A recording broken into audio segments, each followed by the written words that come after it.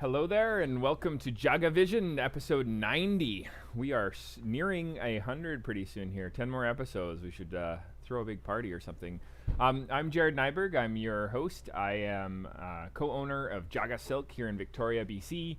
Been doing these sessions, I guess, 90 weeks now. We drink some tea. We have some good conversations. We have some really interesting guests on the show. Encourage you to go onto our YouTube channel, which you can find at youtube.com/JagaSilk if you're not already there. Subscribe, and you'll get a notification when we go live, which is every Thursday at 1 o'clock.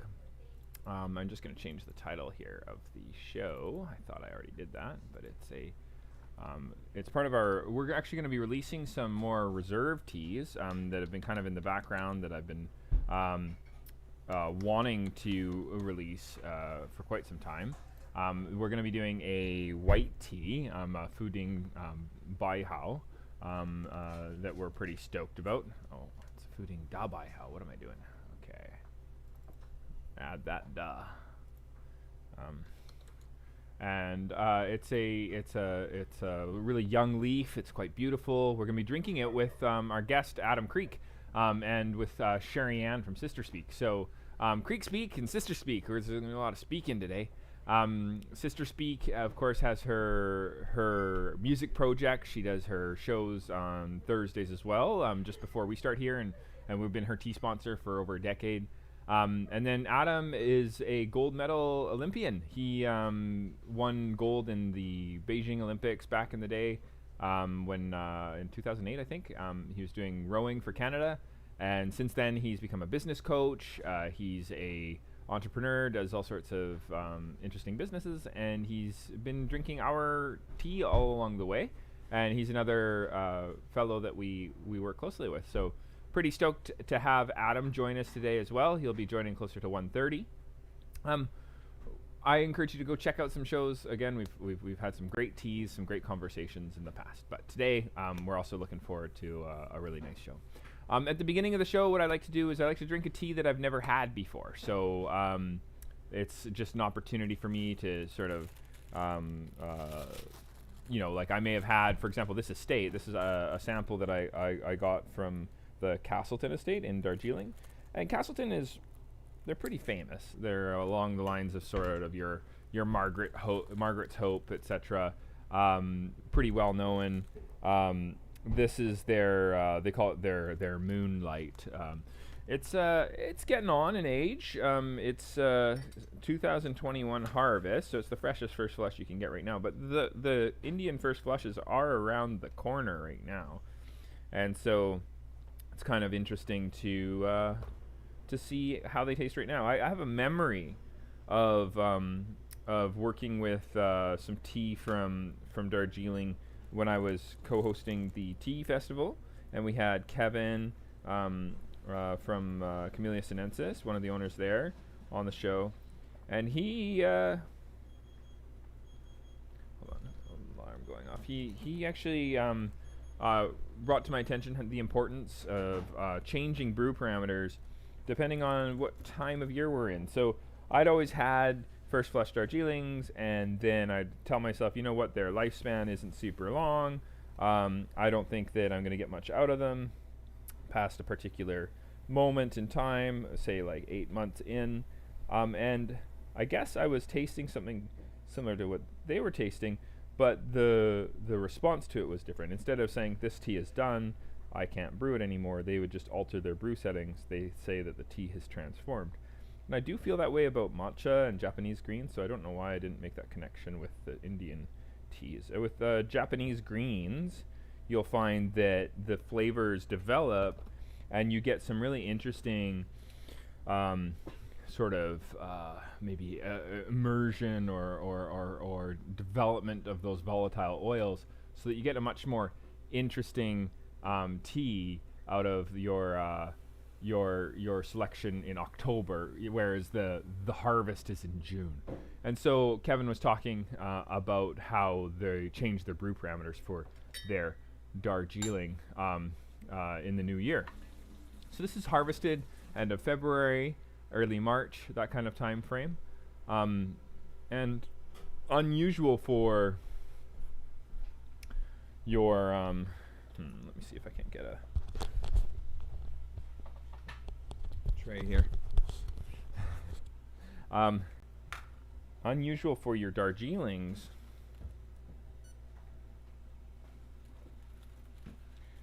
You got this full leaf. So I find that when I'm bringing in a lot of tea from this region, it's pretty broken up. And even if they're saying SFTGFOP, which stands for super finest tippy golden flowery orange pico, I'm not really tasting I guess flavor complexity. And so I get really interested when I get a selection like this from a farm where they've spent a lot of effort on trying to keep things whole. So instead of, the SFTGFOP, it's kind of like there's an FTGFOP, a GFOP, and it's almost like a coin size sorter, like when you put coins through a sorting machine and keeps the dollar coins at the top and the quarters go down, the dimes are the last ones out kind of thing. That system of separation is somewhat artificial because you're going to have different quality designations for the bigger leaves and lower quality designations for the smaller leaves. It's not very logical.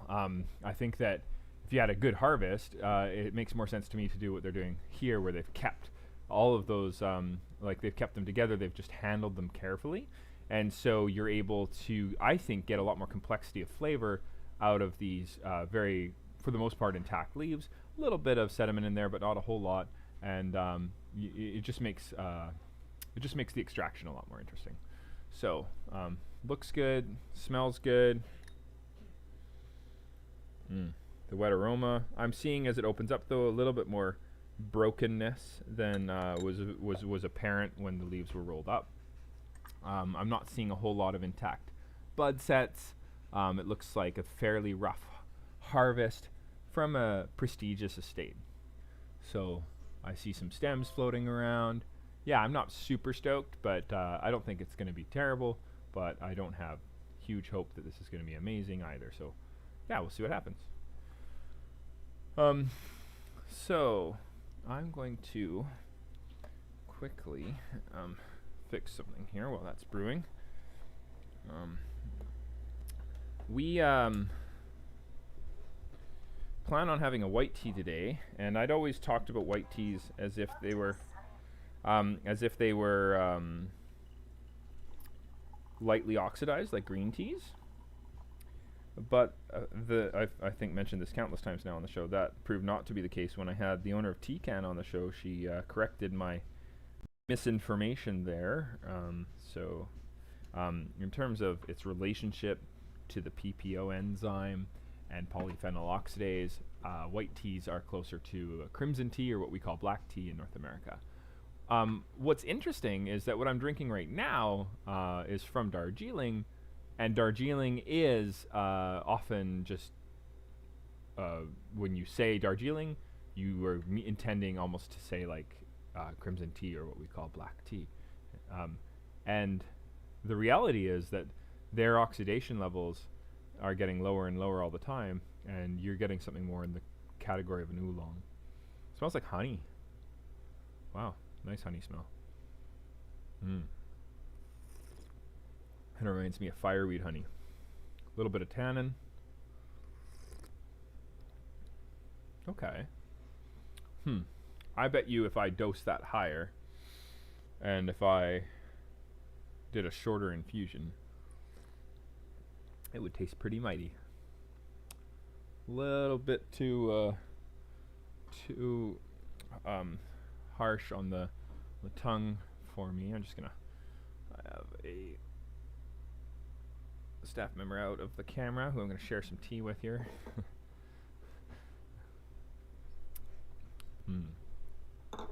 Yeah, that's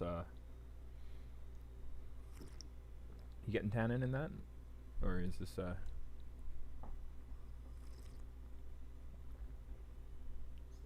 slight? Okay, I know I had a dessert right before I went live, so I've colored my palate, corrupted it.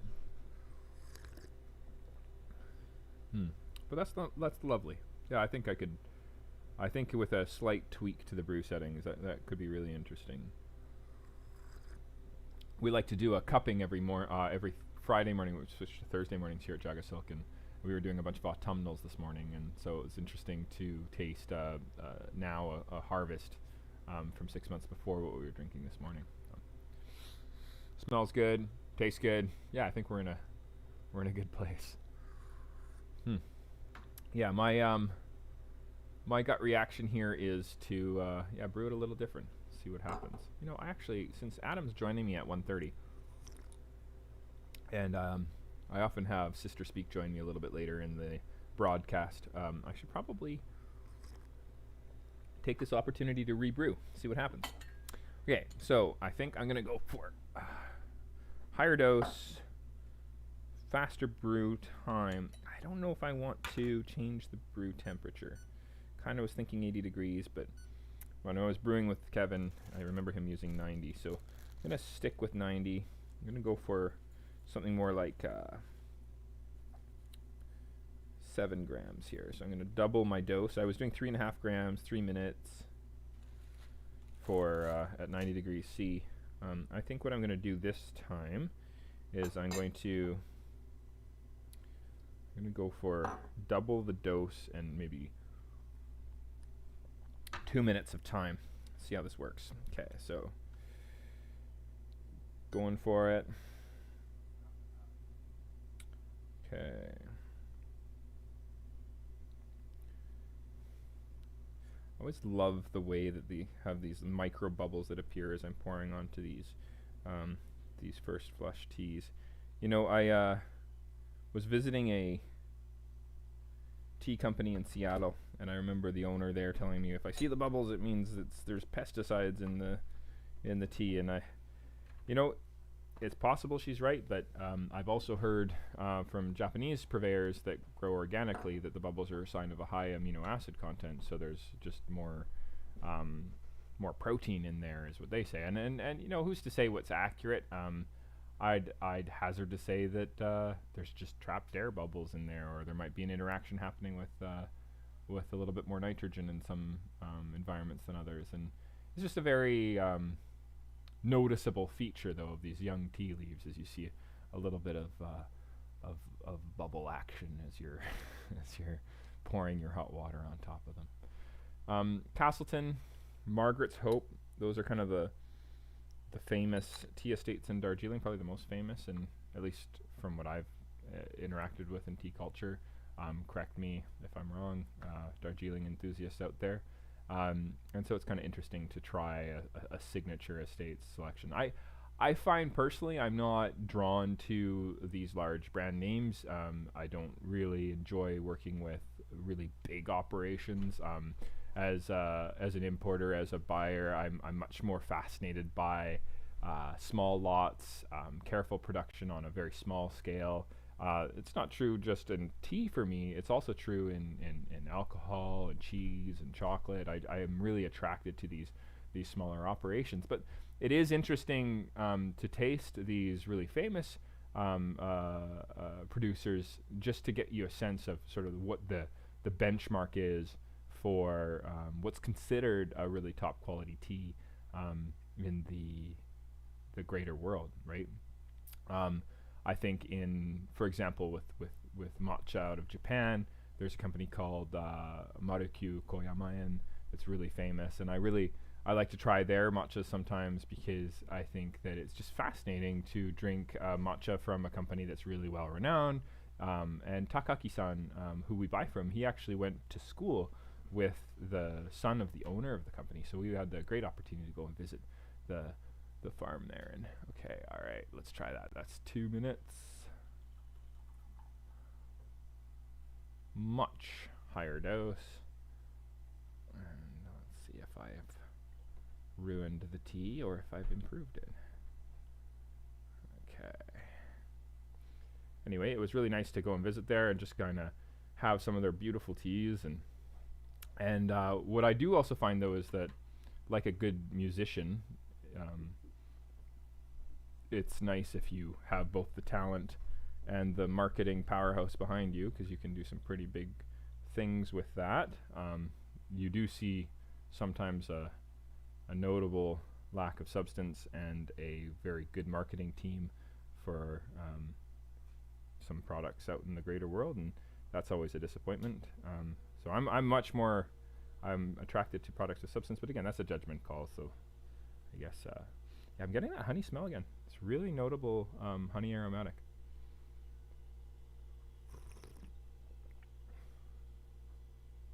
I do like it stronger. I'm getting a way more impactful, perfumey flavor. Yeah, and I'm not getting. I expected a really harsh amount of tannin, and although it is very notably floral, I'm not getting the same. Yeah, it's not this intensity. Looks like I have a guest joining me. I don't know. I'll just go and check and see who this might be. Is that Adam? It is. Oh, hello, sir. How are you doing? I'm good. Okay. Here, I'm just trying to figure out how to get my screen to show up properly. Okay. Should we give you some time and then come and bring you back on the show, or you want to figure this out while we're live, or? Well, I think we can figure it out right now. Okay. Let's do it. So there we go. Okay. And then, do I look okay on screen? It's a little bit dark, but you look great. Yeah. No, this is good. I think lighten her up here. You're gonna lighten it up. Excellent. Okay. Oh, there it is. That's a lot better. Okay. Sweet. Okay. Yeah. And we're gonna be making some tea together. You have your tea station ready and all that fun stuff. I do. Yeah. Okay. Let me just see if I can back that up a bit. Back that up. Okay. And maybe I can get the tea station and the I had when I had Cliff, the owner of Full of Pea, on the show, he actually put a crate on his table there, so you could stand, and he just put his bread right in front of his face. It was awesome. Maybe we just need a box with the tea in front of it, and we can. How you doing? Maybe I can use my meditation cushion. Ooh, okay. Does it have a? This is good. That's amazing. Okay. It's working. It's working. Beautiful. Like in that tea set, isn't that nice? It's beautiful. Yeah. It's an absolutely beautiful tea set. Cool. One of the finest JagaSilk can offer. It is so gorgeous. So cool. I'm warming up my water right now. Okay, amazing. And I know you've been telling everybody about the tea, but well, I haven't gotten into that tea. I always like to start JagaVision with a little bit of a tea I've never had before. So I'm about to talk about that tea. But do you want to? I sent you a decanter as well, right? If you want to. And yes. Okay. Well, maybe we can be making the tea and we can be talking at the same time. Is that? I know we don't have you for a lot of time today, but you had me for a while. Oh, will I? I was finishing up with a call with an Olympic javelin thrower. Ooh. Okay. Yeah, that's amazing. You want to? Actually, why don't you tell the viewers who you are, Adam? You're business coach, but I think you did something kind of fun in the late 2000s there. Oh, I lost you, man. I think you put me on mute. I was hearing you just fine, and now, right when I asked that question, your answer was. There we go. Oh, there we go. Okay. I've unmuted. Unmuted. Okay. All right. So. I went to the Olympics a couple times, won an Olympic gold medal. Okay. Very topical, right? This is Winter Olympics on right now. Amazing. And this was actually from Beijing. Yeah. And that put me on a path to partner with 4 other gentlemen. We rowed across the ocean. And It was at that time that I met the wonderful and handsome Jared Nyberg. Oh, you're too kind. Right before, right? We were talking about we can only see your mouth right now, by the way. You're talking with no eyes. I'm talking with. There we go. Awesome. Okay. If I can. Ooh, amazing. Okay. All right. You now have eyes. Okay. I'm trying to move your screen so I can. Yeah. Stare at you. It's a process. And so I met Jared, and Jared actually gave us tea, and we were sipping. Actually, I was drinking Jared's tea when I was training for the Olympics, and while I was winning my Olympic gold medal, which is beautiful.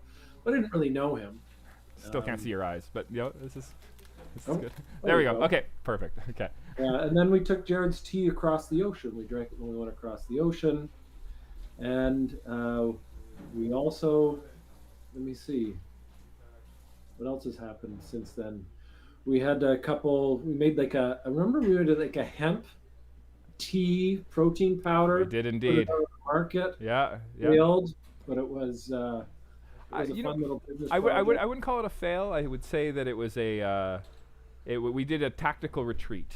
There we A go. tactical retreat, Yeah, a yeah. muted success. A strategic retreat. It was. I think it needed a lot more love than we could give it, and it could have done Yeah, awesome. But yeah. I think. Didn't quite have the energy for it. But that's okay. That's okay. Yeah, and you've been busy. You also do. Are you still doing that biodiesel company or?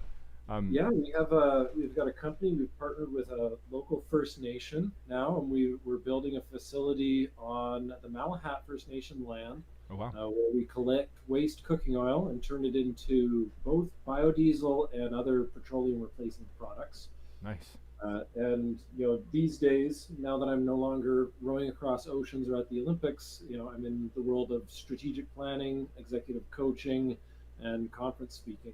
Yeah. So that I just found that I love business, and I love helping businesses grow and helping individuals maximize their fulfillment and their earnings and their returns on the businesses and the careers that they choose. So I'm out there helping people grow, helping businesses grow, and I'm a big believer in values and making sure that the businesses that we drive are aligned with our values and aligned with our purpose. And that's, I think, intuitively what attracted me to you, Jared, and Thank you. JagaSilk, because you're such a values driven business. Right. You care so much about the tea, where it comes from, the quality that it has, and the this tea. And I say this, it matters both what is in the cup and how the cup is served when you're drinking a cup of tea. Yeah. And how it arrived at your cup in the first place, right? And where it came from. Yeah.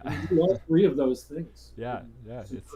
We kind of call it relationship tea, if that's not too cheesy.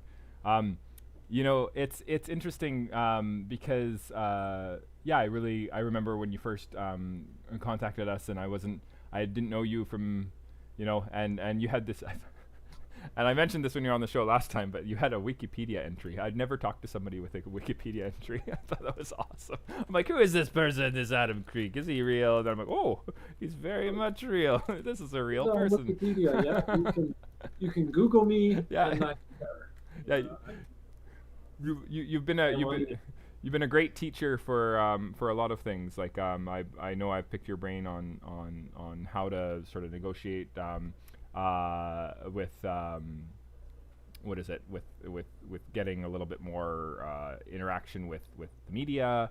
You've been really helpful for just getting inspired to achieve things that might be a little bit a bigger than I think I can achieve. And so you've been really a great confidence builder, and I consider you a dear friend. So a huge appreciation for.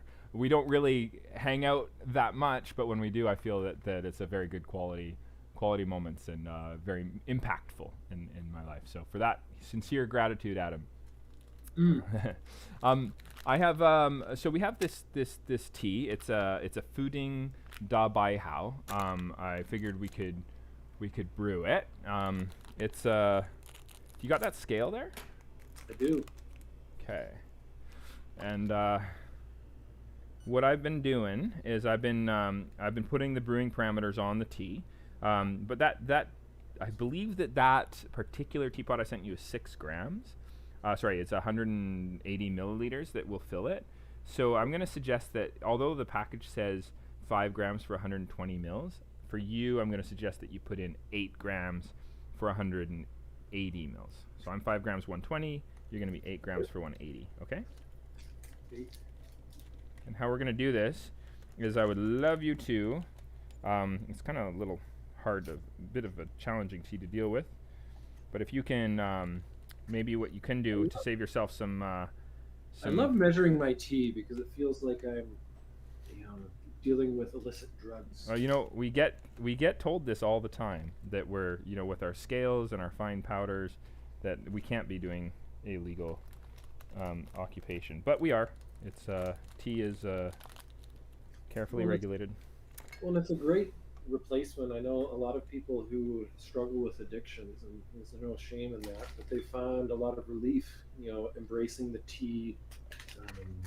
the tea ceremony, because it is so ritualistic and it can help replace some of those other, more harmful rituals that you develop you know, with addictive substances. Makes sense. Yeah, makes sense. Yeah, I actually I remember in the early days of JagaSilk when we were opening up the tea bar.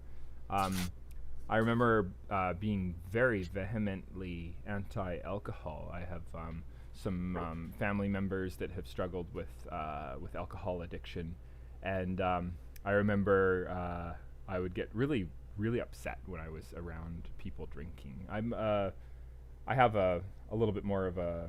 I actually, I drink for flavor these days. I still don't like the feeling of being intoxicated, but I wanted when we were making the tea bar, it was kind of inspired by sake bars and that I'd sort of seen in our travels to Japan, and I just love the torched wood, and I like the idea of going into these sort of warm, dark wood places and having drinks that have a really rich history and story behind them. I find that kind of environment really attractive, and I really wanted a space for people where they could kind of have that say deeper political discourse in a space and drinking beautiful drinks, and that be sort of a part of the environment that they were in. And I think that's one of the attractive things about alcohol is you often see these spaces where it feels like you can, I don't know. There's a really interesting aesthetic. Do you know what I mean? Yeah, I agree. Yeah. And I agree, and that's the joy of tea. There's a very strong healthfulness that comes with it. And you do have, there is a mind altering effect. For sure. Of tea, but the altering is sustainable. Yes. And it can be enjoyable for a longer term. Yeah. And we know, I've had family members who've suffered from alcoholism as well, and it's a very brutal disease. And tea is regenerative. It is, and healing. Yeah. Yeah, and we actually, one of our viewers is commenting that they really like the talk on addiction and understanding addiction. The value of tea as a positive and safe space. Very interesting, they say.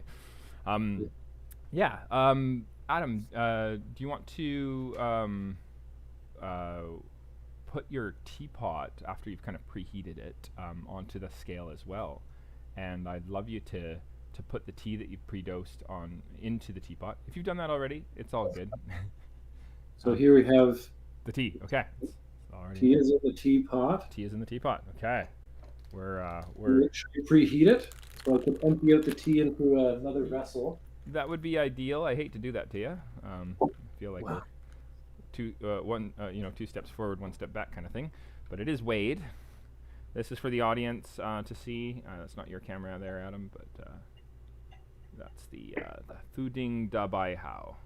And you can see when you're looking at these leaves, there's a lot of feathery dust on them. It's because they're quite young leaves. It's like that downy fur that you see on the leaves before they unfurl into a finished leaf, or like a young leaf that you would then harvest. So this is before the plant really produces that young leaf that you might harvest for say if you were in Japan and you're harvesting for tencha, the precursor to matcha. This is what makes a white tea is a big focus on that bud content to bring it back. So got to make sure there's a certain percentage of bud in the brew. And then you're gonna have that kind of nice dust featheriness. There's actually a tea called Jade Arrow where when it's picked at 3 a.m. versus 5 a.m. it's going to be a different price, because there's this ideal moment that the tea garden manager will know about when it's going to open up, and you want to grab that tea right before it's ready. And so there's like this big sort of pre-dawn harvest that happens to harvest it before that happens. Oh, our other guest has joined us. That's Sherri Ann from Sister Speak. Thank you for coming on the show again today, Sherri. Hey, Awesome. what's up, Adam? Hello, Sherri. Sisters speak. Yeah. I was telling people there'd be a lot of speaking today. We got the sister speak, we got the Kreek speak. You know, Yeah. we could rebrand. We're gonna be JagaSpeak, yo. Jaga speak. Yeah. Let your voices be heard. That's right. How you doing, Jared? I'm doing well. Doing well. Yeah, we've just been talking about this Fuding da Bai How a little bit, but just kind of preparing, making a sort of a. We're dialoguing about the benefit of tea as a ceremony that can be very helpful for folks struggling with addiction. After we'd made some jokes about the scales and the powders and. I'm loving your setup, Adam. What do you have your tea on right now? It My looks so nice. meditation cushion. Wow. Wow. And so where we're at. We're actually not that far in this process. So you could join us pretty easy. We got the Fuding da Bai How. That's the tea we're drinking. Okay, I'm gonna go find it. And then we're gonna weigh out 5 grams, and it's 120 milliliters of 90 degrees centigrade water. Adam, do you have a temperature variable kettle, or you basically got boiling water and you got to work with that? I just have the boiling water. Okay. Then what you can do is you can actually take that water and you can pour it into that decanter that I gave you, Yes. and you can put it on. Just pour it into there.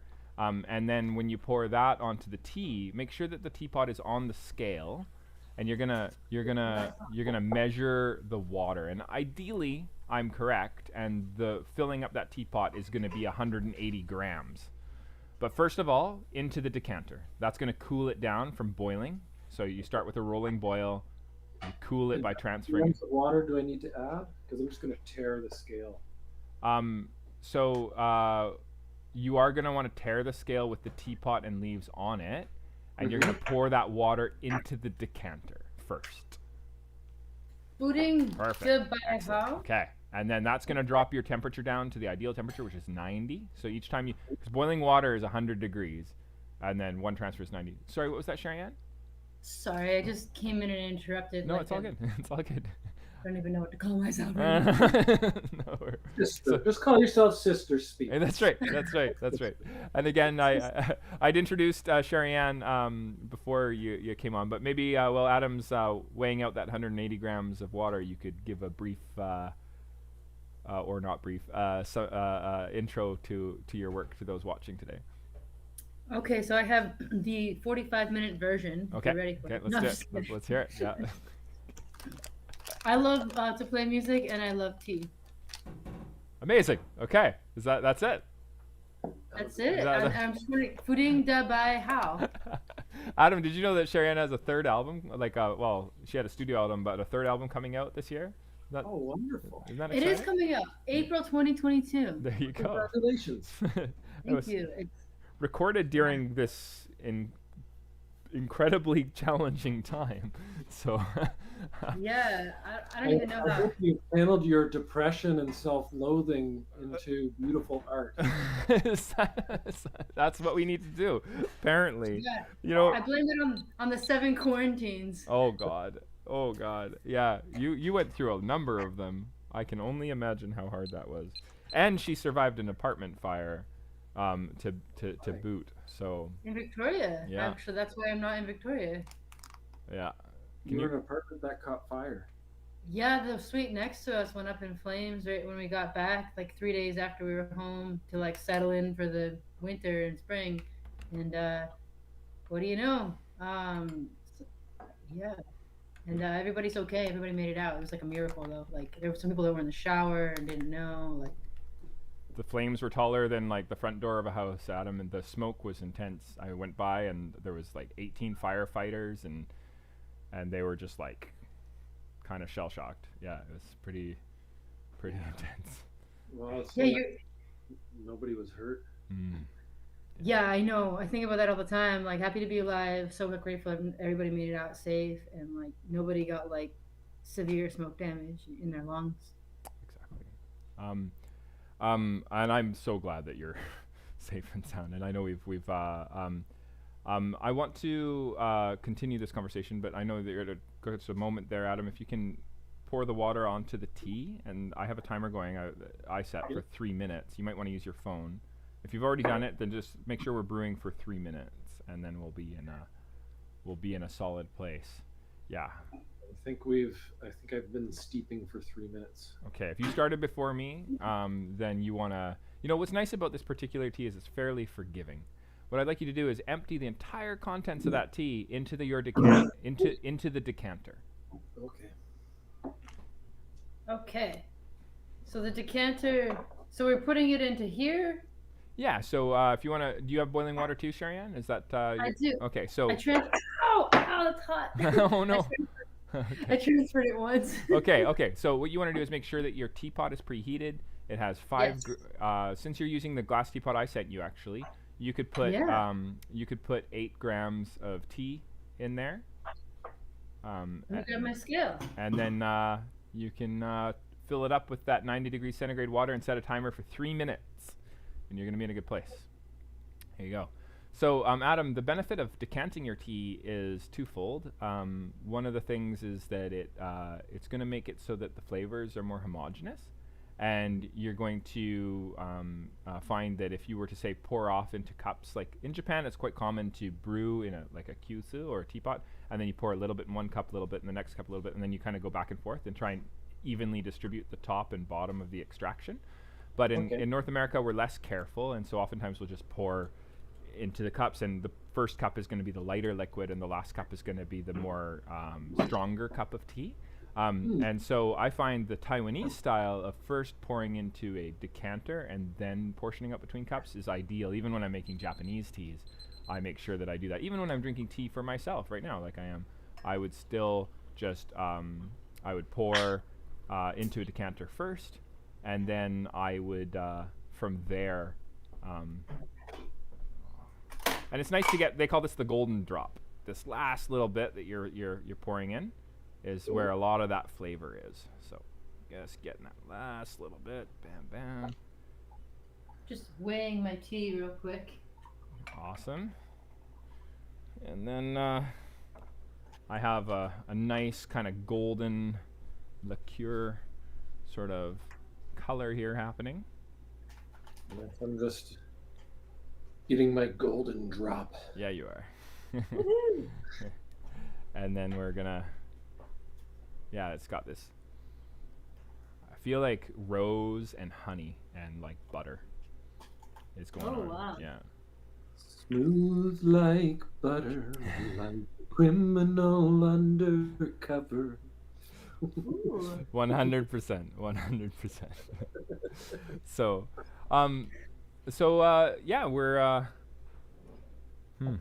we're smelling good.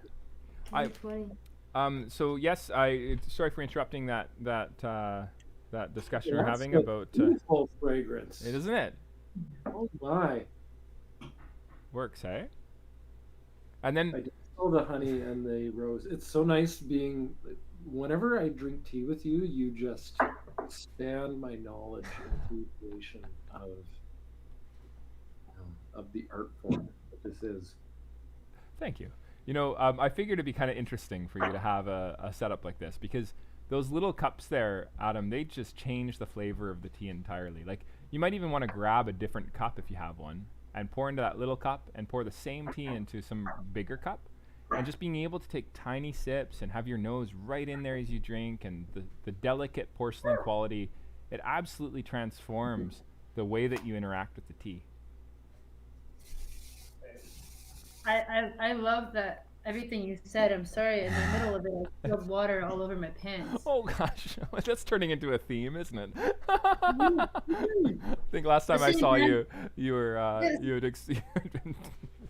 I didn't pee myself. Oh my goodness. Yeah, I showed up at work and my water bottle leaked in my bag and my pants were covered in water on the backside. Well, this time I'm wearing the same pants. Amazing. They just attract it. They're just like, you know what? You are not gonna. It's the hole in the chin. I always have a hole in the chin, especially when I'm wearing a white shirt and I'm drinking something that stains. That's when it opens up. Check out these little cups, though. Very pretty. Cool. So this is that's good, Adam. See, and Sherri Ann, sorry, that's what you're gonna drink out of, Sherri Ann? Is that? Yeah, Okay. Adam's is a little more extravagant. Wow. Okay.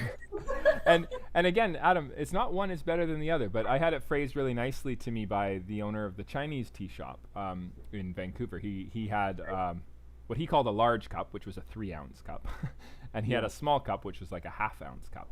And he said this large cup is for when you can't really focus on the tea and you're having a conversation, right? And this small cup is when you can give yourself to the tea and you can really be there with it. And it lets you just, and I love doing these small extractions in the tiny cup, and then you share that between a number of people, and there's something really nice about I went and visited a family in Nitnat, and we brought little tiny cups with us too, and we did this whole thing, and you could tell they'd never had tea this way before, and it was just such a joyful thing to be able to share. Well, they may have had tea that way before, don't get me wrong, but it seemed like it was just a very nice, pleasant change of pace, and I think everybody really enjoyed it. Was this really cools it down. It cools it down. The way that it hits your tongue is going to be different. The sensation of bringing it up to your nose before you drink. There's you have to be careful with the cup so you don't spill. So there's a certain amount of intention that's required when you're drinking this way. It's one of my favorite ways. It is my favorite way to have loose tea. And we've been doing a couple years now of I've been co-hosting the International Tea Appreciation Society's Victoria Tea Festival Revival online there. And the first year we did 24 hours straight of tea drinking. Yeah. Did you hear about this? I did. Adam, did you know about it? Tell me again, because my speaker just chopped out for a second. Sure. We did. So I'm co-director of the International Tea Appreciation Society. Yeah. And we put on the Victoria Tea Festival Revival every year, and the last 2 years has been purely online. Well, the first year in 2020 that we pivoted to online only, we did 24 hours straight, and I co-hosted for 24 online? hours. Yeah. I had like 40 cups of tea, but what was amazing is that everybody was drinking their tea this way all over the world. Was these small cups and like brewing with like a little bit of an intense amount of tea, but in very small volume, and just drinking it in like these, it's like espresso, like just very small sips, and it just feels so, I don't know, there's something really special about it. And I got really into it, and it really reaffirmed this. I remember starting out and wanting everybody to drink smaller, and then a lot of our clients are cafe clients, and the industry really demands like a 16-ounce tea. If you don't get 16 ounces of tea, then somehow you're being cheated, right? And but I dream of being able to somehow navigate with these. I work with a lot of inspired business owners, and we're just trying to figure out how to do it. But to be able to, wouldn't it be amazing if you could sit down and have your tea this way? Disposable paper shot glasses or something, where you could, like, I'm almost picturing it where you get your traditional 16-ounce cup. Yeah. And you have a special lid that goes on top Yeah. that pours and almost acts as like the decanter. Yeah. And then you pour it and then you have the small cup experience. Yeah. Because this often happens when I go and I get tea at just a cafe. Yeah. Is that it starts off okay, but then it gets more and more bitter. Yeah. And sometimes the tea gets over steeped, and you lose a lot of the magic without the care. I end up pulling the tea bag out and putting it in the lid, and the lid has a hole in it, so the lid starts leaking, and then there's this pool of water, and I'm just like 100%. Yeah, that is definitely step one. I think the very first thing we do with our cafe clients is we say, brew behind the bar, have the extraction finished before you serve. Giving up the extraction process to the customer is not really a service. Right? You're just kind of giving them hot water and some product, and you're like, figure it out. And they don't do that with their coffee program. They don't say, hey, come behind the bar and make your own drink. They don't hand you the coffee grounds brewing in a cup and tell you to just sort of figure it out. It's a very different headspace. And I think that one of the things I'm really proud of is that all of our wholesale customers brew first and give the customers the finished cup. But what I would love to do is expand on that wonderful step that's been achieved. And I had a great experience in a tea bar in Montreal called Camellia Sinensis that I actually went with Sherri and her fiance. And we had a really nice chance to sit down and have this tea experience where there was they gave you a thermos of hot water and the little tiny cup in the decanter, and you're able to brew the tea yourself. And they would do the first cup for you, and they guided you through the second, third. Like they would just say, hey, this is the right temperature, and this is what you do. But you have these little tiny tea set, and you would actually have this is called gong fu cha. It's when you have the tiny teapot and the little decanter and the tiny cups, and you do these flash infusions with hot water and a lot of tea.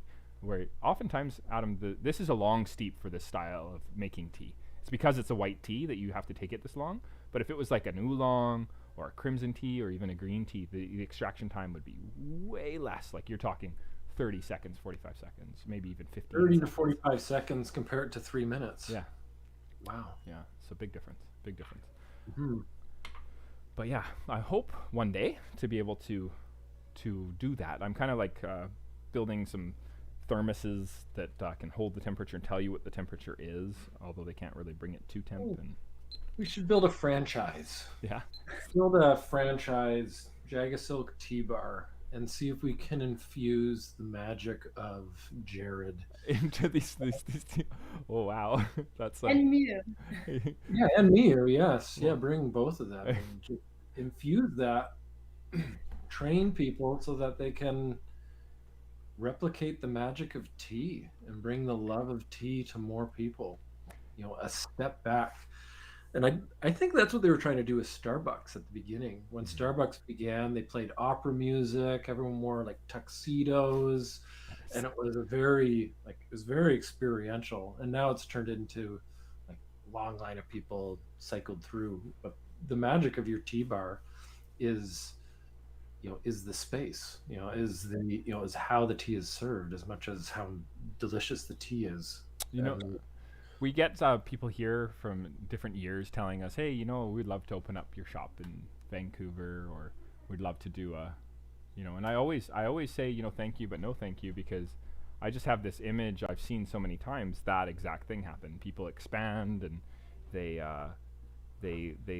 I think for me the business is less as something like a product that I'm trying to build to a place where I can one day sell it and go and retire and drink pina coladas on a beach somewhere in New Caledonia or whatever.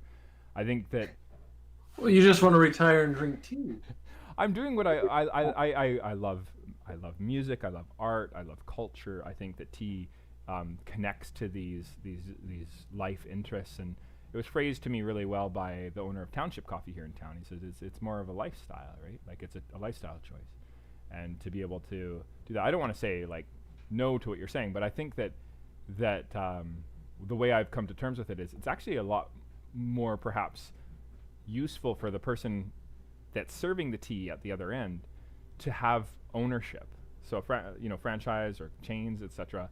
I think that one of the issues that come to the fore is that the owner is there to make money first and foremost, and to provide the experience. Maybe they might be inspired by the brand, but very quickly you can feel a lack of control. And I think when human beings don't feel control in their life, it can make them act out in really really unpleasant ways. And so it's really important to be able to have that sense of control.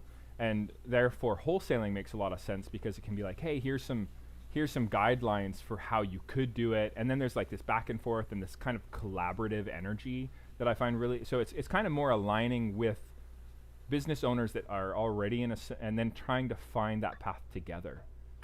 If that makes sense. That's sort of the... Well, it does. Well, it's like you're a tea consultant and you're helping individuals who are going to build their own tea bar in their own way, and then they can take the magic that you have been able to craft and perform some alchemy on that magic and make it their own, right? Make their own.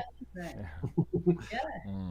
And then there's more beauty in the world, because it's so freaking boring to go to Starbucks in Beijing, and then Starbucks in Paris, and then Starbucks in Rio, and then Starbucks in Victoria, BC, Yawn, yawn, yawn.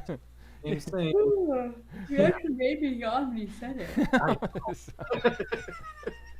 Wow. You know, gratitude though, seriously, that kind of I always like to say that without a what they call a second wave, there would be no third wave. Without a sort of an introduction to this idea of what drinking something carefully might look like, you wouldn't have the opportunity to have a business like my own that Mew and I are operating, where we can say, hey, you know, like if you want to dig,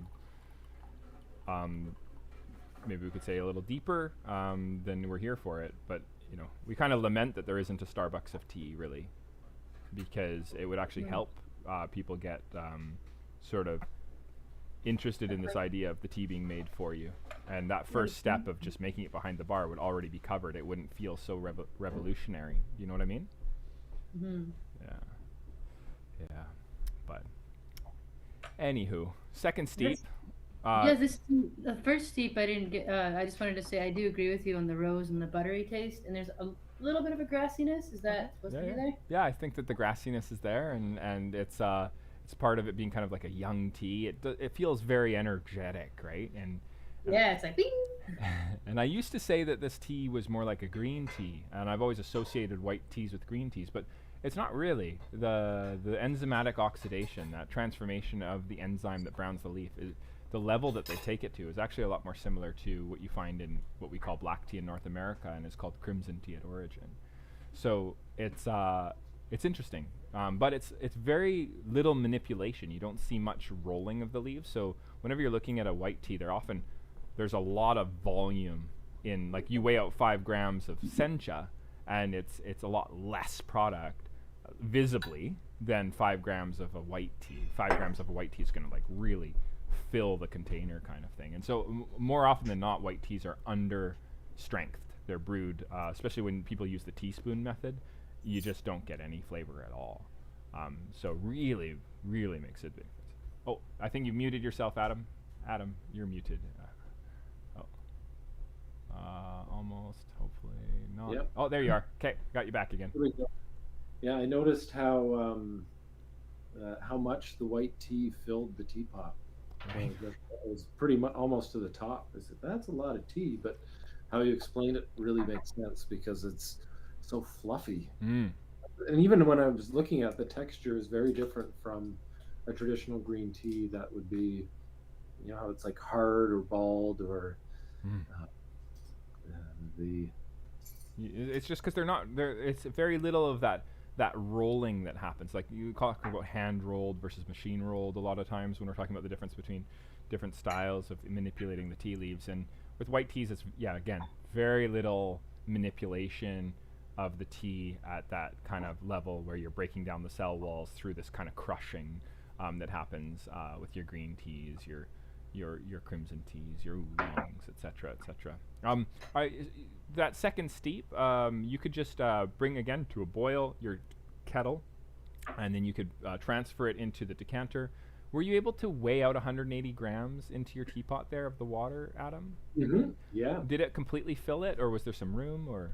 There was a little bit of room. Okay. Just a touch of room. Just a touch of room. Yeah. So when I'm making it the second time, if I've weighed the water out the first time, it gives me a sense of what that looks like. And if it's pretty close to entirely full, then I'm just gonna, rather than weighing it the second time, I'll speed up the process, and I'll just pour the water into the decanter first to cool it down after I brought it to a boil, and then I'll put that right into the teapot to the level that I remember seeing. And then I set a timer, this time for 4 minutes. And then as soon as that 4-minute timer goes off, we're good to rock. Okay, because I've done that in the decanter. Okay. And now I'm 3 minutes into my steep. I'm going to last 1 more minute. Okay. Sweet.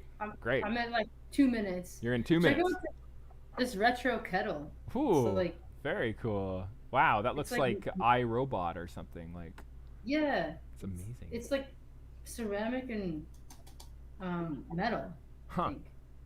Wow. What does it say on the side? I'm trying to read those letters. I can't see Oh. on my screen. Meg. Oh, okay. That's pretty rad. Now I'm going to look up Smeg kettles. See if they do a. Yeah, I really like the the gooseneck kettles where you have these like long pour over spouts. It'd be cool if Smeg makes one of those. Looks pretty sweet. Yeah, look at this, even the liter. You can see the liters that shows how much is in there, and then this button is even like it's like you're in space or something. Yeah, very cool. Very cool. Okay. Yeah, I'm. Back to the future. Exactly. I like to point out to those watching that you can make a really good cup of tea as long as you really make an effort to not restrict the tea. So don't put it in a tea ball or a tea cylinder. Give it a lot of room to expand and properly interact with the water. And you can even make tea in a mug cup, and then you pour through a sieve into another mug cup. That's actually way more ideal than putting your tea leaves into some sort of tea bag or tea ball or tea cylinder system. And the more bulbous in shape, the better. It just helps the tea leaves spin with convection currents to properly extract flavor. So I do that a lot. Yeah, awesome. But you can, like, if you're in a spot and you're like out and about and you're like, I've done where I just stuff some tea leaves into some cold water in a bottle of cold water when I'm out traveling, and then I will just like lid it and keep it in the fridge. And then, like this tea, you could do that. You could just like stuff it into some cold water, and then when you drink it, you just strain it with your teeth. Like, you don't have to be this exact. There's especially with teas like this where they're really forgiving, you can get away with a lot, which is kind of cool. This is a neat little thing I found. So I sound like I'm an ad, but I've been trying to find. So since the apartment fire, everything that I drink that's out of plastic tastes awful. Like even just like yogurt in a plastic jar, in a plastic container. Okay. It's the strangest thing. It's like some type of everything tastes like the burnt plastic hallway, slightly, and this chemical taste. So I've been having to find stuff out of glass, especially for this month while my body's detoxing all the. From the day we moved out, I don't think I didn't tell you, Adam, but the day we moved out, we had to do about 8 hours, and the burnt plastic hallway smelled so bad. We ended up getting that's when we got some chemical inhalation of something. So it's taken 3 weeks of long walks and ocean walks to get rid of it, and lots of tea. I've been drinking tea every day. The recommendation was to drink water out of glass and tea and everything out of glass, and I really see why, because so anyway, I found these jars and there's just one brand of yogurt, Riviera, and they had goat milk yogurt, and so now these have become our teacups during our sublet experience. Totally works. Yeah. Beautiful Riviera goat milk yogurt. Sweet. Yeah, they have little glass jars of it, and they have coconut yogurt and cow dairy yogurt as well. Yeah, they're from Quebec. Pack of 4. Yeah, they're really got some rich tasting yummy stuff. Yeah. Oh, where do you get them?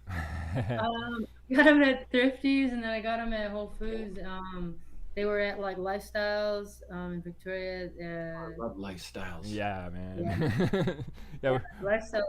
We were talking about the protein powder that Adam and JagaSilk made together back in the day. Oh yeah, and that's right. Yeah. And Lifestyle Markets was a huge support for that. We were like, this is what we want to do, and they're like, yeah, we're on it. And they just I think they bought our first 100. It was pretty cool. And are you still doing it? We were talking. We did a tactical or a strategic retreat. It needed a lot more energy than either one of us could put into it. But who knows what the future holds? You never know. Is it hemp based? It was hemp. It was hemp powder and matcha mixed together. Yeah, it was pretty cool. Yeah, but we were talking when I think Adam was really on whey powder at the time. What do you do these days, man? I go between a whey and a vegan protein. So it's good to cycle through them, because otherwise your body just gets adapted to a certain style of protein. So it's nice to cycle the proteins. The body likes a little variety. So I cycle between the two of them, depending. It's kind of I need it less now because I do less athletic work than I did in ages past, and you're not rowing across oceans. Not rowing across oceans. I'm not going to Olympics, and I'm at the stage where I might even like to lose a little muscle mass, because it's just nice to lose a little bit of extra weight that I'm carrying. Although I feel like I spent the first 20 years of adulthood putting on muscle mass, and so I'll spend the next 20 years of adulthood reducing it. The chagrin of many exercise physiologists who say, you should never try to lose muscle mass. Oh my, okay. Just keep it forever. You could be an 80-year-old with like, raw. I started out at 180 pounds. That's kind of when I was, say 20 years old. That was my natural carrying weight. And now I'm probably at 235. Okay. And pretty, relatively lean. So it's just, okay, I packed on 55 pounds of muscle. Wow. Okay. What is next? Yeah, I guess there's practical application and life vision and stuff, and that brings up actually a number of interesting points. Your talk about the protein powder and changing what your body is looking for and switching it up. You hear a lot about that with essential oils too. Like if you always use the same essential oils all the time, it can actually start to. And I think that there's something about just like logging too many of the same minerals and vitamins in your system. Like your body just needs variety. I think the planet needs variety. It's when we get into these monocultures that things get really challenging. And I say the same thing with tea too. I switch between different teas and switch it up. And I guess maybe it's body types too. Hey, there's just like we go through different renditions of our life, and we want to stay healthy, I think, but that can mean different things for different applications and different moments. Different stages of life. And I definitely believe what you're saying about the variety. And you see, my wife and my son are both allergic to gluten. And you'll hear people that go, and my wife is very allergic because she has Lyme disease. She has a lot of autoimmune disease. My son is a bit more tolerant. And if he has a wheat from Italy that has some of the ancient strains and the crossbreeding, then it's okay on his system. But if he has some of the the modern refined genetically modified wheats that we have over here in North America, it rips up his gut and it causes a lot of issues. So I think there is something to be said, and this is the healthful effects of the tea varieties. Have a white tea one week, green tea the next week, or even a season. I remember I was on this red Melanchon kick, like there was no tomorrow. Like every time I went to drink tea, that's all I wanted. And when I'm in Japan, like after meals, I'm constantly served sencha, and so I'll always get really into it. When you and I get back, we'll just be all into sencha. We'll just be drinking sencha and more sencha and more sencha. We just kind of crave it at that point. But then we go into like a matcha kick, and then it's interesting though, because when you finish a particular sort of rotation, you get to the end of it and you're like, I'm in this sort of memorized routine of wanting it, but I don't really want it right now. I'd like to try something different. Like I feel like I've had this spinach smoked tofu pasta. There was a time when I could just eat that every single meal. It's literally, I could have that like for dinner for like 14 days straight, and I'd be super happy. And then you get to a moment where you're like, you know what? I don't feel like that anymore. And it's just a weird sensation. I don't quite know what causes it, but I guess it's staying attuned to what your body's looking. It's awareness and it's mindfulness. Yeah. And this is, you have to trust the wisdom of your body. Because sometimes you'll pick up an apple and you'll eat it and you'll say, whoa, I need another apple. And other times you'll take a bite and you'll just like, It's not. Yeah, it's true. And it tastes so good when it's what your body's looking for, hey? Yeah. Eggs are like that for me. Like, I couldn't eat eggs for like a month for some reason. I'm just like, no. And then just recently, we found these maple farms from Mount Lehman, BC. Have you heard of it? No. Oh my gosh. Okay, I gotta figure out the story. You're on like I love it, Sherri. You're kind of on this kick where you're just showing all these different companies. It's awesome. we need to get you this branded shirt. Amazing. What are we looking at? Oh wow. Oh, maple. Yeah. I literally just bought those eggs the other day. Oh, really? Yeah. From Mount Lehman, BC. Yeah, I don't even know where that is. I was like, oh, BC eggs, cool. You know, like. I know. I was wondering if you know where Mount Lemon is. I was like, whatever they're doing, Lemon. like, I've been cooking them with like a little olive oil and then adding water and then just in a cast iron and Nice. like I don't know what it is, but like and then like I found a really good rye bread and Yeah. it's like When you find what your body's thirsting for, or Yeah. jonesing for, it's a good feeling when you. Hunger. Yeah. You know, Sherri Ann, you were a high performance athlete at one point in your life, hey, and you very much Yeah. recalibrated what you do. Like you were like on the what was it, Northwestern University, and you were like this goalie, and yeah, I remember growing up, you were like the goalie for all hockey related stuff. Like it was. We would have like 20-year-olds taking shots on 12-year-old Sherri Ann without a mask on, and she'd get black eyes, and she's like nobody could get past her. It would actually frustrate the heck out of these young adults. They couldn't get a goal on this like 12-year-old. And then and you were doing a lot of these things. Hey, you had like this goat milk protein powder you're doing, and you had this muscle mass, and you were like running up the hills in like a Esquimalt lagoon and under a certain amount of time, and then in college, yeah. I had goat milk powder. Yeah. Sorry, the goat milk powder, and then you recalibrated how you are, and you are you're a musician by trade now. Yeah. And I'd love. Do you want to speak to that at all? It's kind of an interesting theme.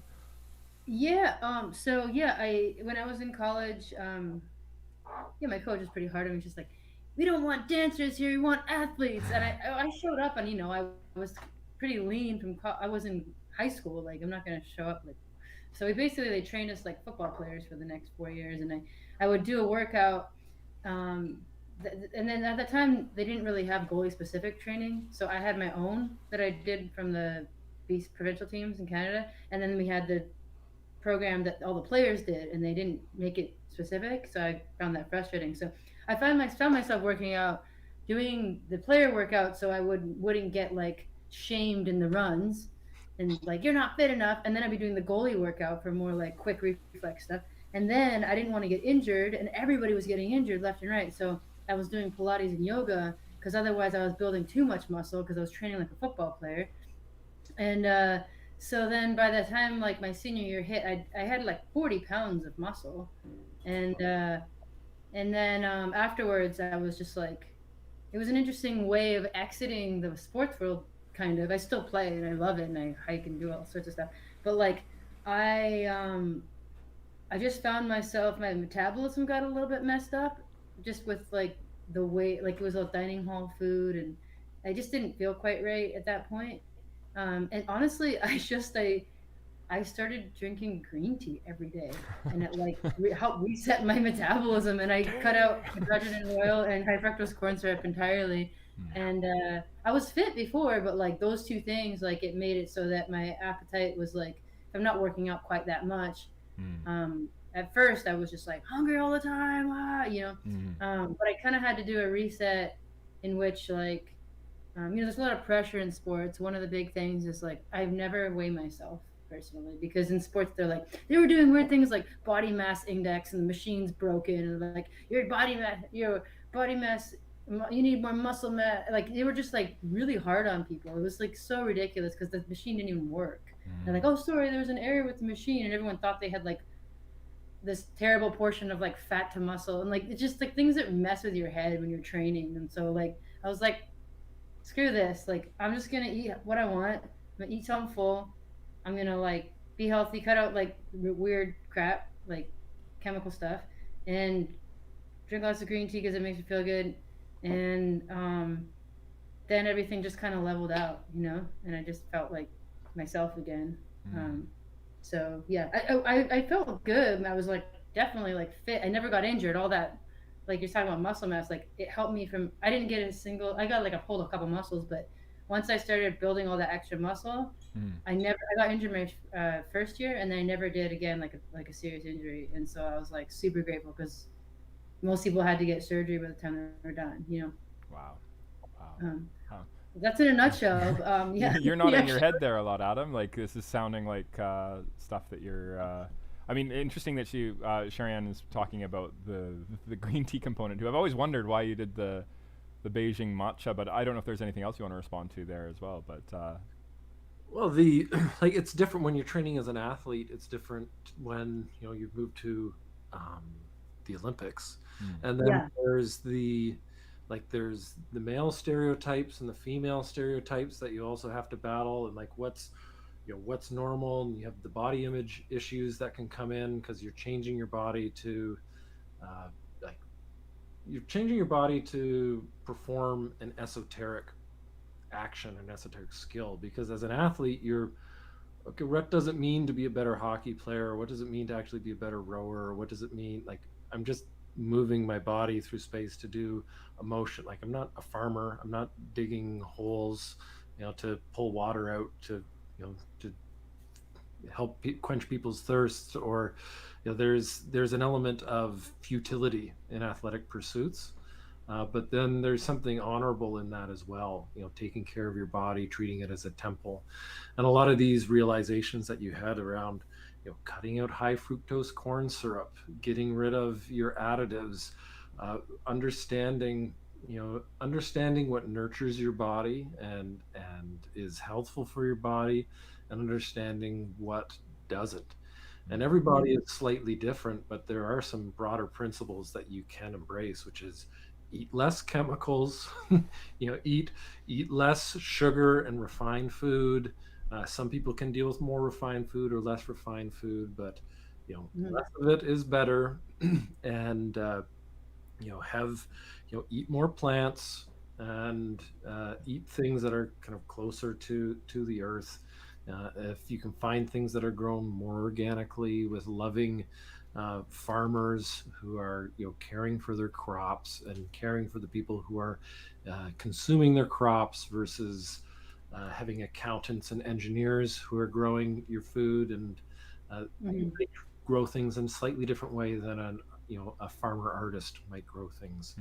And so the paying attention to the sources, and then with your with the body, you have one body for life. And again, trying to reset after, when you're young, you can deal with a lot more of this crazy food. And this is what I've noticed as I think I'm in my 41st year now. And when I was 21, I could just shovel it in. Didn't really matter. I just need to keep my macros generally in order. And if I made a mistake, or I didn't feel myself quite properly, my body would rebound, and I'd have enough rigor to last. But then, as I'm moving into my 4th decade, that matters a lot more. You have to pay a lot more attention to the type of food you're fueling your body with, and even the teas. And I think the one question you said was, why did I move towards tea as a training aid for the Olympics? And it was with an electrolyte drink, you want to make sure that you're stimulating your body, and you're stimulating in a way that is lasting. And I just found that it was like we were talking about earlier, when you're mindful of your body and how it responds to different inputs, and you want more of it. I had an athlete from a decade before, and I'd asked him, what do you do for your electrolyte drink? And he's like, well, I like to stay away from the Gatorades or these processed electrolyte drinks, because they're so full of colors and chemicals and sugars that my body doesn't necessarily need. And I'd mix in some tea and some sea salt, and when I heard that, I started experimenting, and I really loved the idea of the matcha tea. Mix it with some sea salt, throw in some honey or some natural sugars, and there you have what you need. You can find now there's way more available than there was when I was an athlete, but you can find the potassium salts, and you can find the magnesium salts, and the different electrolytes that really support you.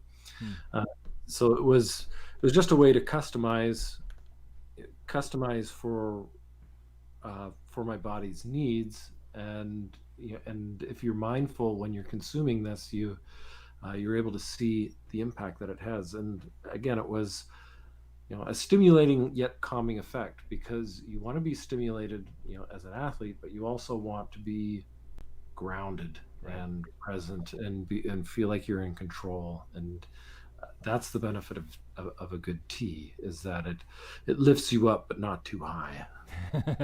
Yeah, that's slow. We talk a lot about that slow release, and you can overdo just about anything. And it's interesting. I mean, Sherri, you probably have something you want to respond to there too, but if I may, is Jim Finlayson, who's been on our show as well. He's talked about a similar thing. Is like just creating his own electrolyte drink. So he does this, a little bit of he says salt, but not so much that you can taste it.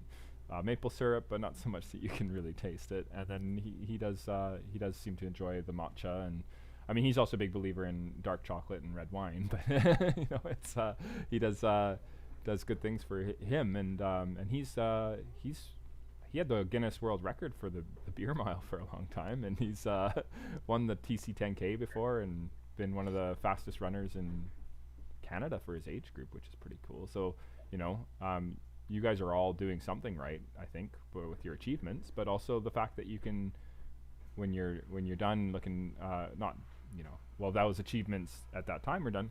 You can look and go like, wow, like I haven't destroyed myself. I've actually come out of this feeling like I was careful. And Sherri mentioned about people getting a lot of surgery and stuff, and you probably saw that around you too. Is a lot of people perhaps following the advice at the time, but unfortunately getting some irreparable harm happening to their bodies if the body, and that's the challenge of athletics, specifically high performance athletics. And that was a concern in the back of my mind when I was really in it.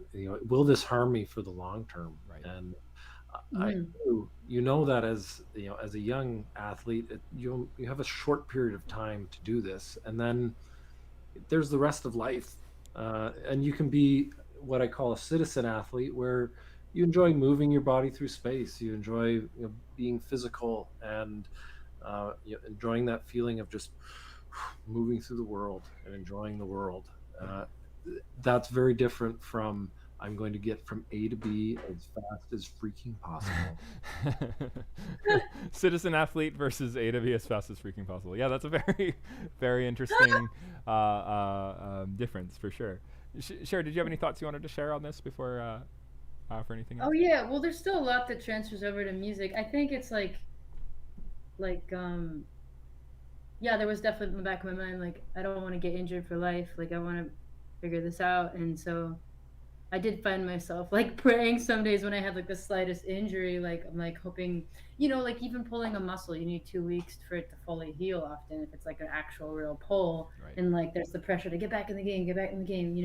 So it's like a constant battle with the society and like people putting pressure on you to like do something a certain way, even though you're not quite ready and you don't want it to be like this forever. And so there's that. But yeah, so the electrolyte drinks, like I do that when I tour. I'll find like an iced tea with like a cane sugar, honey, or lemonade that's like natural sugars, and add a pinch of salt. And I found that like when I was playing in the heat wave and Vernon, like that's just in Key West and stuff, like that's like I find I get way more hydrated from like my own homemade electrolyte drinks. Sometimes I'll bring one from like Whole Foods or Lifestyles or something, like the little emergency ones. No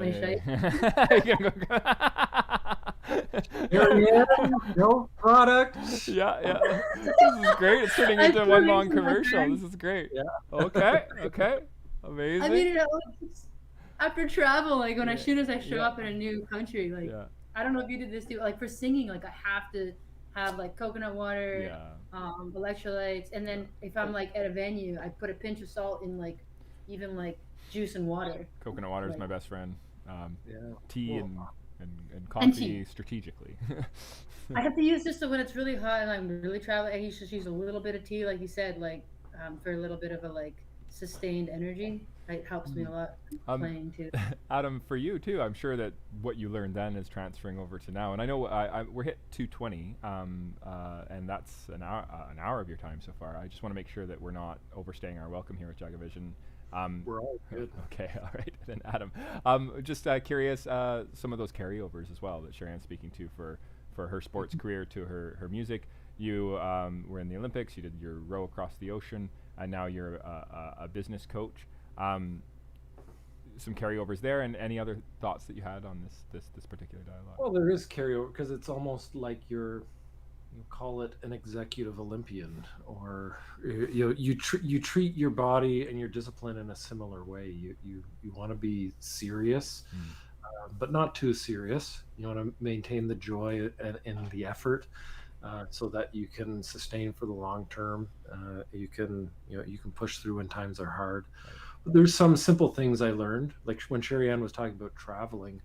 I will always travel with this guy, an Nalgene bottle attached to my my backpack, and I'm always filling it and drinking it, and throwing electrolytes in it. And I really travel with like a tab, and it's just traveling.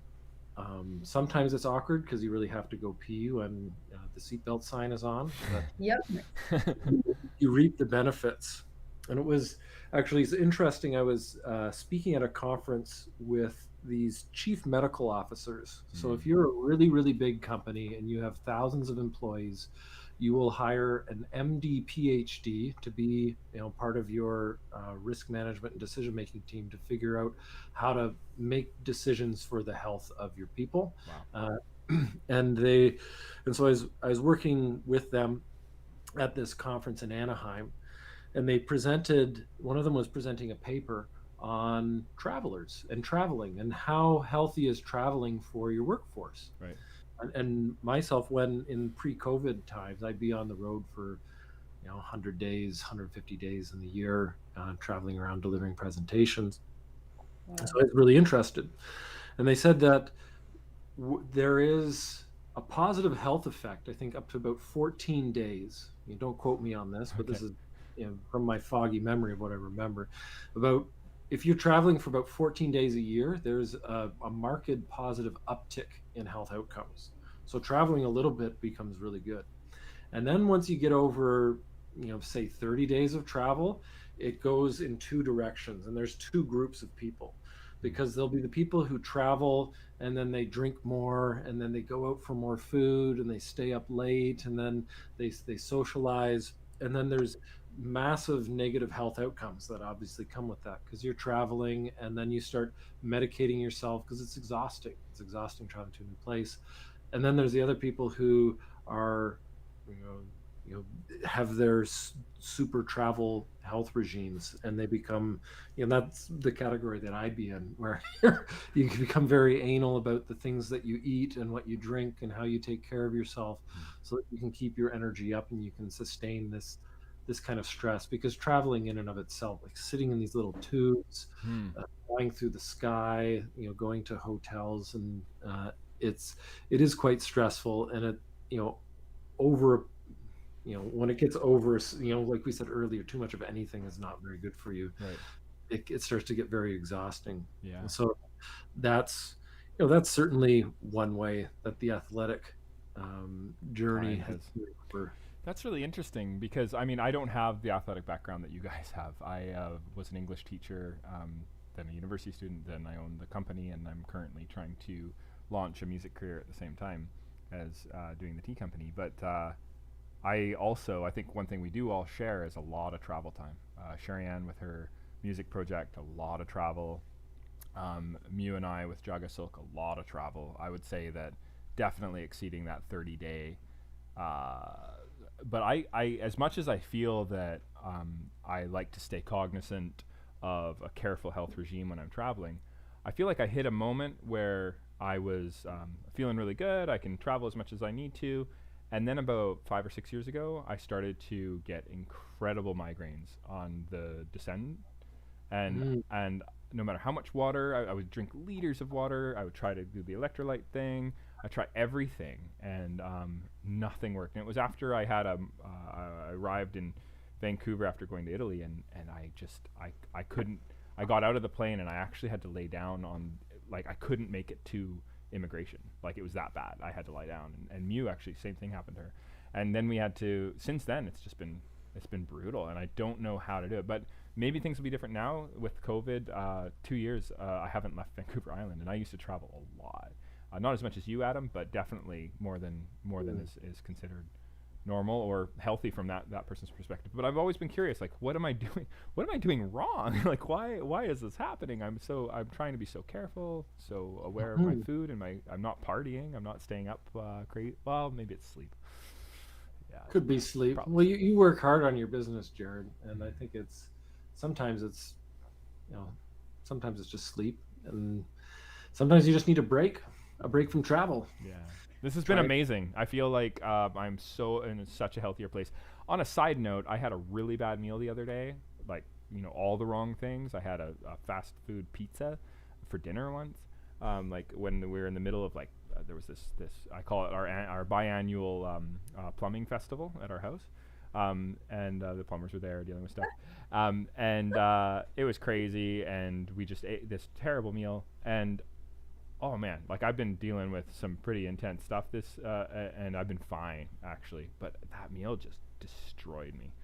Destroyed me. I was like, wow. Speaking about, like, I'm 39, I'm not in my 4th decade, but I'm like within shouting distance, and I'm there, man. one misstep and I feel it. They say that it was interesting because when I was training for the Olympics, I was concerned about long-term health impacts, and I was studying down at Stanford University in California. And I had access to all of their, the medical papers. I think medical papers are easier to get now on the internet, but I was curious, like, what's the health impact of training for the Olympics on your long-term health? And I pulled up this Swedish longitudinal study where they had studied their entire population from pretty much birth until death, and they pulled out some of the Olympians, and they found that being an athlete as a young person really had no impact on your long-term health outcomes. And what they found was that your long-term health outcomes were really impacted once you hit your 40s. And there's a term called being a geriatric, which you've probably heard, is being old, and that's being a geriatric. I'm a geriatric millennial. A geriatric millennial. I think I am too now. Well, they say the average age that someone hits geriatrics is around 42, 43. So that's when your body will break down faster than it can repair itself. Oh, interesting. Okay. And so the health habits that you establish in your 30s, but then you really embrace in your 40s and 50s, have a very significant impact on your 60s, 70s, 80s. And it's a lot of these messages of moderation and temperance, and watching what we eat, making sure that we're moving our bodies enough but not too much, not overdoing it, managing our sleep, hydrating properly, and these the tools and techniques that you could use when you're younger. Just okay, I'm pushing it to the limit, and now I'll just throw in another workout, and that will boost me up, and I can push through.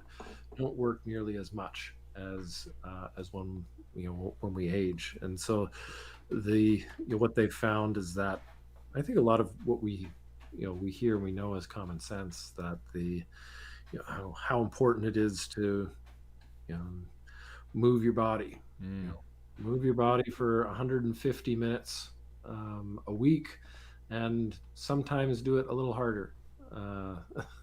Having a good community support, making sure you're eating a balanced diet of as many whole foods, sleeping 7 to 8 hours a night, all this stuff we know. Drinking good tea. This is I was gonna say ideal. Yeah, definitely.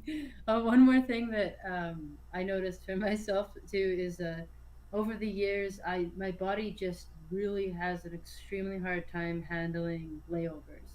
So like if the plane goes up and down twice in one day, for some reason my body just starts to like shut down. And so what I started to do is, say we have something in Europe, I'm coming from the West Coast, I'll go to New York for like 3 days and adjust there, and then go to the next place. For whatever reason, that up down, it just like makes me so exhausted, and like, I know I can handle it in a pinch, but it just the recovery time is like so much more.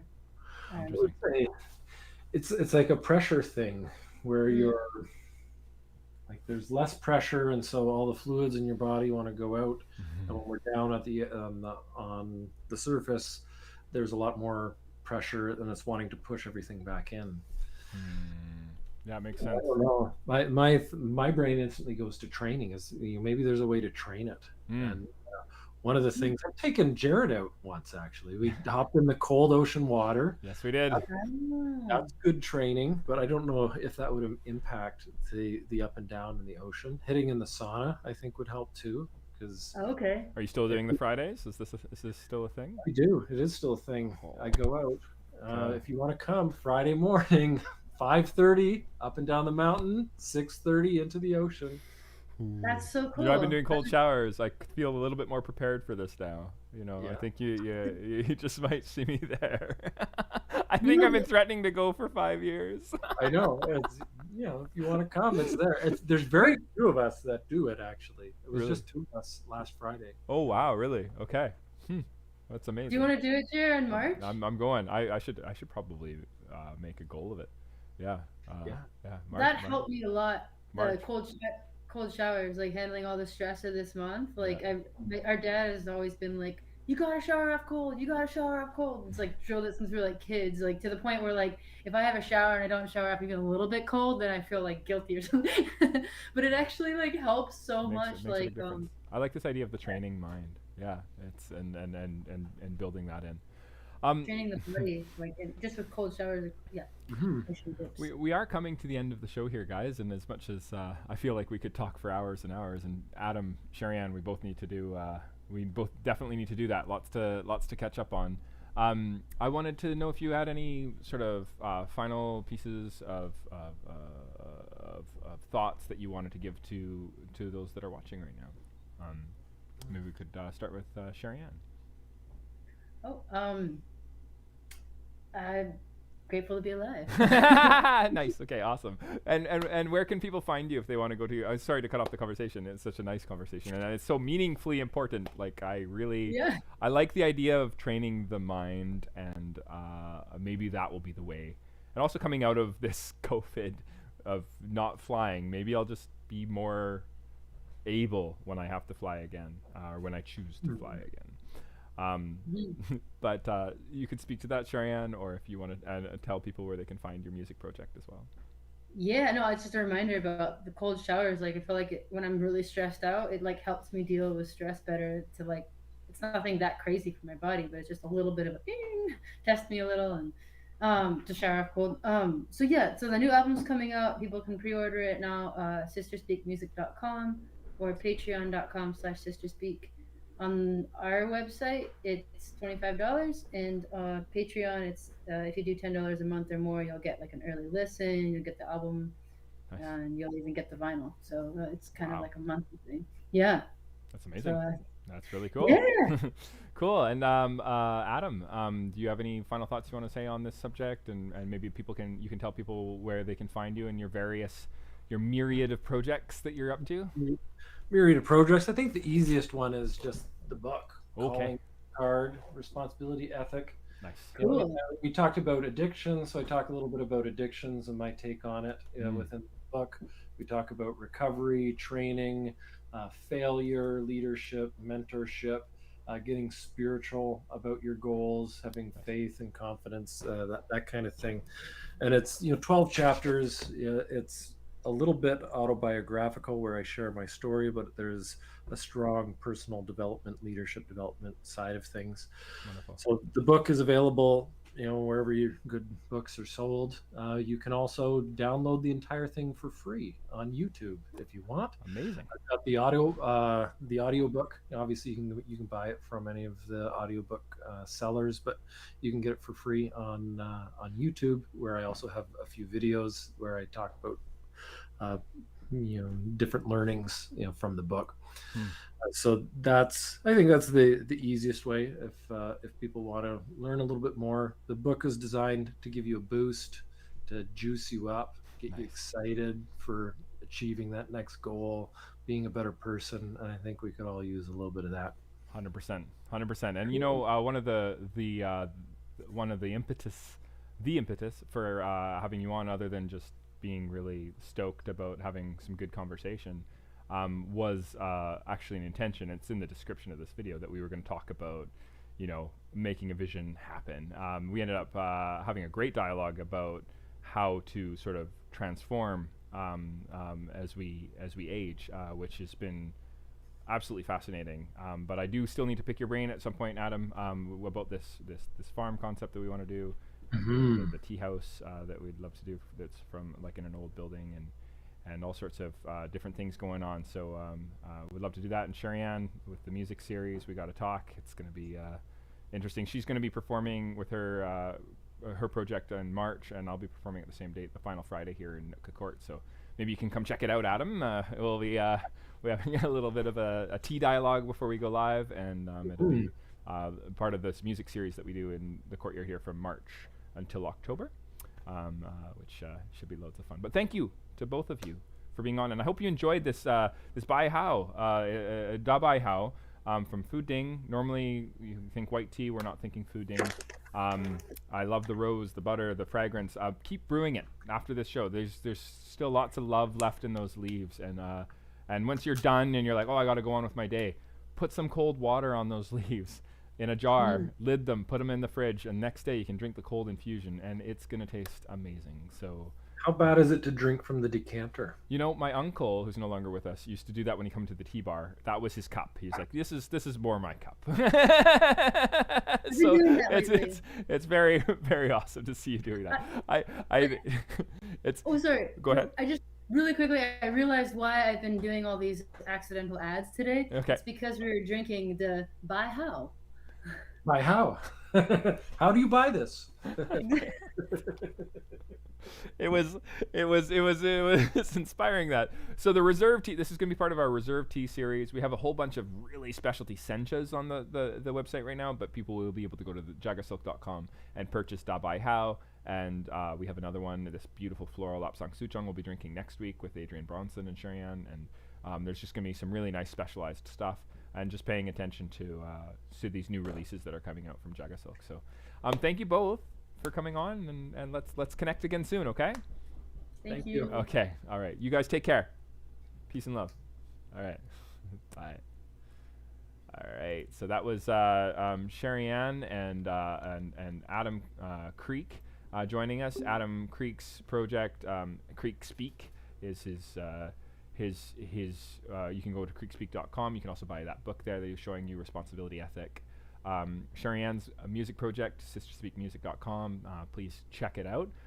Again, I'm Jared Nyberg. I co-own JagaSilk. Had a really great conversation today about transforming the self as you move through life, and learning some really interesting lessons from Olympic gold medalist Adam Kreek as he's become a business coach, and from Sherri Ann, who was a goalie on a national team in the United States and has become a career musician who travels the world. You should check out some of her videos. NPR, she was on the Tiny Desk. It was really cool. And sisterspeakmusic.com connect you to a lot of those things. If you want to drink the tea that we had today, again, it should be released this month. So stay tuned. Go onto our webpage, join JagaSpam, and you'll see the new releases as they come out. Really appreciate you watching today. We'll be on again next week, same time, 1 o'clock. Every week we're on at 1 o'clock. I appreciate you watching today, and look forward to you watching next week. Click subscribe if you haven't already, if you're watching this on YouTube, and check out all of our old videos too. And we'll try and respond in the comments section if you have any questions, even after the fact. Thank you so much. Take care.